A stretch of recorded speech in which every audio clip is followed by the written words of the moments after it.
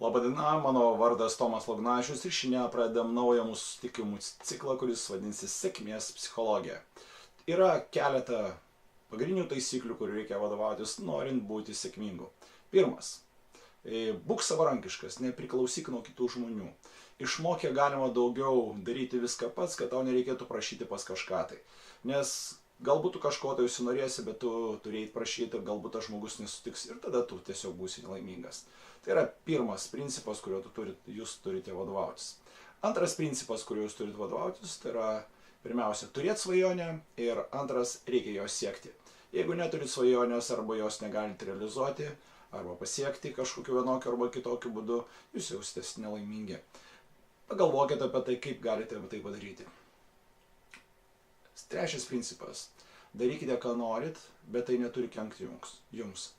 Jeigu tai visuose lygmenyse, kūno lygmenys, socialiniam, šeimos, darbo ar dar kažką, jūs galite daryti viską, kas nekenkia jums. Labai paprastas principas, kuriuo reikia vadovautis. Jeigu vadovausite šitais principais, tikrai būsite labiau sėkmingi negu dabar. Tai buvo pirmieji 3 principai, o vėliau kalbėsime apie kitus. Iki kitų mūsų susitikimų. Sėkmės jums!